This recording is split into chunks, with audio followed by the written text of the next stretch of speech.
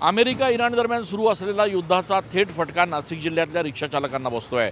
नाशिकमधल्या LPG पंपांवर LPGचा तुटवडा जाणू लागलाय आणि त्यामुळे काल मध्यरात्रीपासूनच रिक्षा चालकांची भली मोठी रांग जी आहे ती LPG पंपांवर या ठिकाणी आपल्याला बघायला मिळते।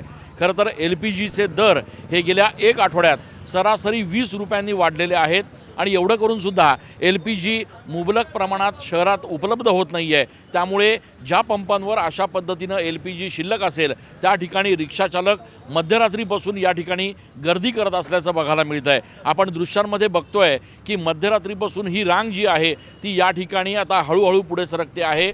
सर्वसाधारणपणे 20 रुपयांनी LPGचे दर गेल्या एक आठवड्यात वाढलेले आहेत आणि त्यामुळे याचा थेट फटका रिक्षा चालकांना बसलेला आहे। अनेक तासांपासून रिक्षा चालक आहेत। किती वाजता तुम्ही आले होते? आम्ही सकाळी 7 वाजता आलेलो आहे। किती वेळ लागला साधारण? तरी 2-2.5 तास लागतात रोजचे। बरं, नेमकं काय अडचण येते? काय आता ते सरकारला माहिती आहे। आपल्या देशात जर LPG जर तयार होतोय तर एवढा प्रॉब्लेम यायला नाही पाहिजे। हे राजकारण्यांना समजलं पाहिजे, मेन म्हणजे मुख्यमंत्र्यांना कळायला पाहिजे पब्लिकचे हाल काय चालू आहे। बरं, आपण बघतोय की या ठिकाणी माझ्या मागे आपण दृश्यांमध्ये जर बघितलं तर पंपावर एक भली मोठी रांग जी आहे ती या ठिकाणी लागलेली आहे। नाशिकच्या अनेक भागांमधनं रिक्षाचालक ज्या पंपांवर LPG शिल्लक असेल त्या ठिकाणी पोहोचत आहेत।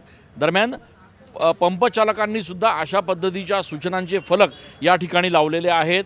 असे हे जे फलक आहेत ते पंपांवर आपल्याला बघायला मिळत आहेत। सध्याच्या युद्ध परिस्थितीमुळे बाजारात तात्पुरती LPGची कमतरता आहे आणि त्यामुळे परिस्थिती स्थिर झाल्यावर दर सामान्य स्थितीत आणले जातील। तुमच्या पाठिंब्याबद्दल धन्यवाद असं इथल्या व्यवस्थापनाच्या वतीनं देखील आवाहन जे आहे ते या ठिकाणी केलं जात आहे। त्याच्यामुळे या संपूर्ण युद्धजन्य परिस्थितीची थेट झळ जी आहे ती आता नाशिक जिल्ह्यातल्या रिक्षा चालकांना देखील बसू लागली आहे। कॅमेरा पर्सन आकाश शेवलेसह मी चंदन पूजाधिकारी, TV9 मराठी।